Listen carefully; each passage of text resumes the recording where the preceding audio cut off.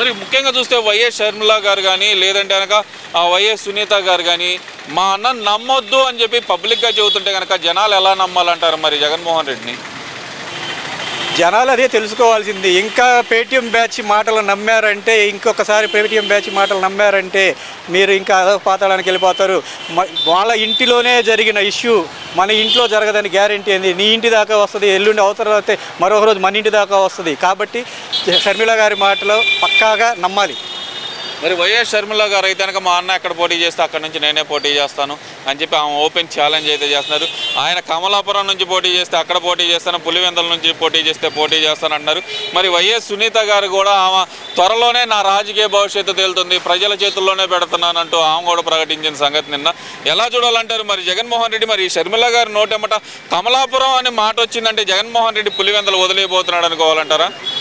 పులివెందుల్లో వదిలితే మంగళగిరి కూడా వస్తున్నాడని ఒక రూమర్ వచ్చింది నిన్న. మంగళగిరి కూడా వస్తున్నాడు. పులివెందులు ఆల్రెడీ అయిపోయింది. బీటెక్ రవి గారి చేతిలో పోయినసరే ఎమ్మెల్సీ ఎలక్షన్లో దెబ్బతిన్నాడు, అయిపోయింది. ఇంకొకటి నిన్న మంగళగిరి కూడా అన్నాడు, మంగళగిరిలో చేస్తాడు. అసలు సిద్ధం అన్నారు ఇందాక మీరు. ముందు ఆయన ఎక్కడి నుంచి పోటీ చేస్తాడు దానికి సిద్ధపడమని చెప్పమని చాలు, ఇంకేం వద్దు ఆయనకి.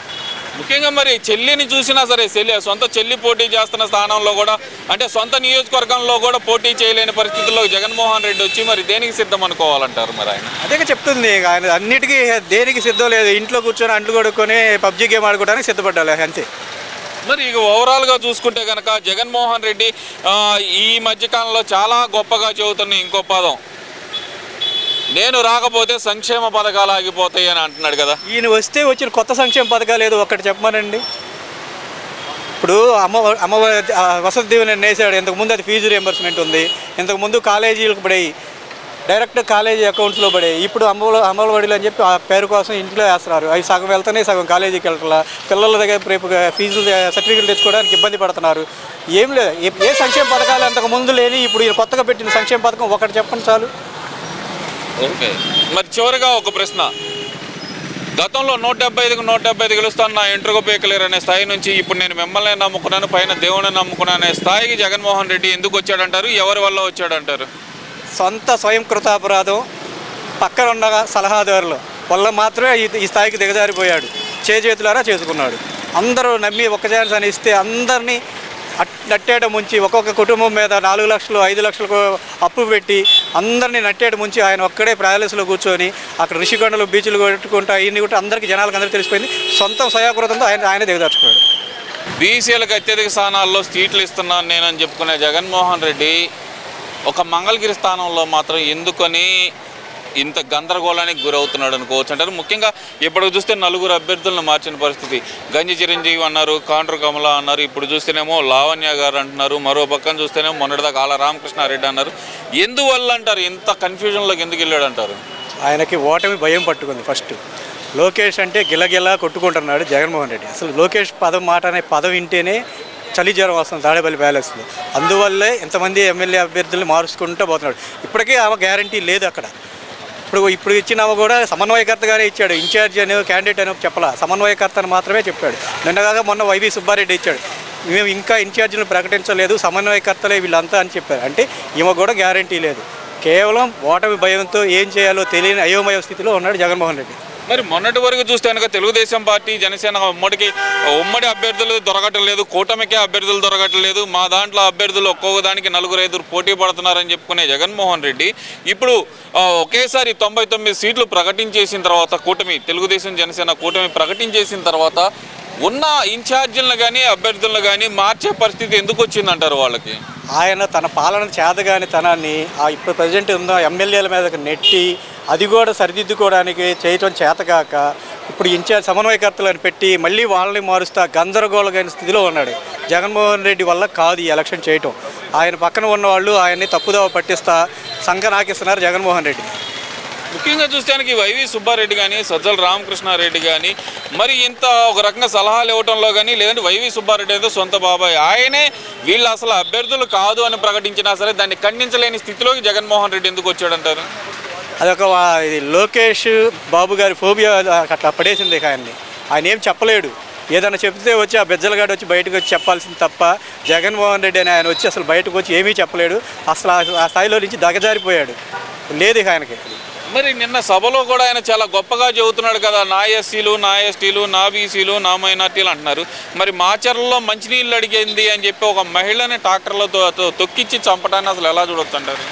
ఇది దళిత సోదరులు ఈ విషయాన్ని చాలా బాగా గమనించాలి. నా ఎస్సీలు, నా ఎస్టీలు సోదరులు అని చెప్పేసి వాళ్ళకి రావాల్సిన పథకాలన్నీ దాదాపుగా 27 పథకాలు రద్దు చేసేసాడు. ఏదో అందరికి ఇచ్చినట్టు అమ్మఒడి అవి ఇచ్చి నేను అవి ఇచ్చానని అందరితో చెప్తున్నాడు తప్ప ఎక్కడ దళిత సోదరులు ఇప్పటి వరకు చంపిన వాళ్ళందరూ దళిత సోదరులే చనిపోయారు. చంపబడ్డ వాళ్ళందరూ దళిత సోదరులు, చంపిన వాళ్ళందరూ జగన్మోహన్ రెడ్డి గారి కులస్తులు. అంతకు మించి ఏమీ లేదు. నా ఎస్టీలు, నా ఎస్సీలు, నా ఎస్టీలు అనేది అంతా నాటకం. దళిత సోదరులు దయచేసి ఈ విషయాన్ని గమనించాలి.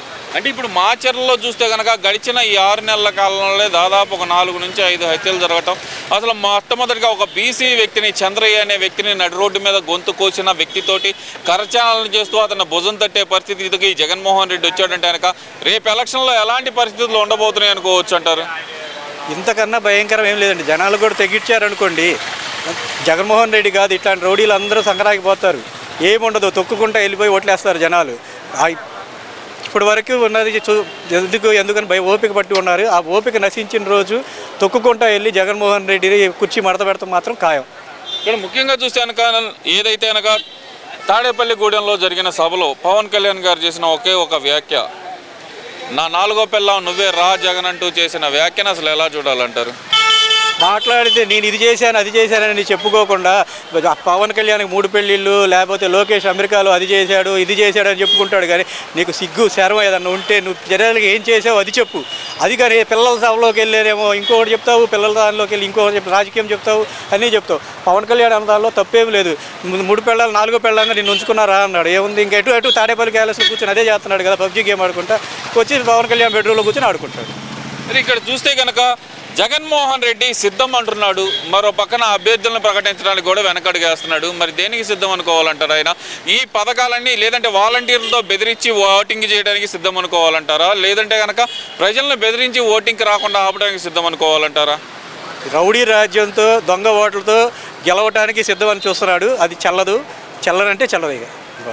మరి ఇక్కడ మరీ ముఖ్యంగా చూస్తే కనుక జగన్మోహన్ రెడ్డి పదే పదే ఎందుకని ప్రతిపక్షాలని రాక్షస గుంపుతో పోలుస్తున్నాడు అనుకోవాలంటారు? ఆయన రాక్షసు అయ్యి ప్రతిపక్షాలను రాక్షసులు అంటున్నారు. ప్రతిపక్షంలో ఉన్న నాయకులు ధైర్యంగా ప్రతి ఒక్క ఇంటికి ప్రతి ఒక్క బజార్కి వెళ్తున్నాడు. ఈయన పరదాలు కట్టుకొని అన్నీ చేసుకుంటూ వెళ్తున్నాడు. ఎందుకు వెళ్తున్నాడు? నువ్వు రాక్షసుడివి కాబట్టి జనాలు నిన్ను చూస్తే తరిమి కొడతారు కాబట్టి నిన్ను రాక్షసుడిగా చూస్తున్నారు. నువ్వు నీ దారి కప్పించుకోవడానికి ఎదుటి వాళ్ళ మీద వేస్తున్నావు. మరి ఇక్కడ ఇంకో విషయం గమనిస్తే కనుక జగన్మోహన్ రెడ్డి ఈ మధ్యకాలంలో కొత్తగా ఒక నినాదం, నేను మీ బిడ్డని అంటున్నాడు. నిజంగానే ఒక బిడ్డ అనుకోవాలంటారా జగన్మోహన్ రెడ్డిని? ఎవరు బిడ్డ? ఎవరు బిడ్డ అంటే రాజశేఖర రెడ్డికి బిడ్డ లేకపోతే మా బిడ్డ? ఎవరు బిడ్డ? ఆ బిడ్డని ఎలా అనుకుంటావు? అన్ని పథకాలు కొట్టేసి దళితులందరూ నా సోదరులు అక్క చెల్లెళ్ళు అంటావు. నువ్వు ఎట్టా ఒక పక్క అక్క చెల్లెళ్ళు అంటావు, ఒక పక్క బిడ్డలు అంటావు. ఏది వాయు ముందు వరుసలు చూసుకో చాలు.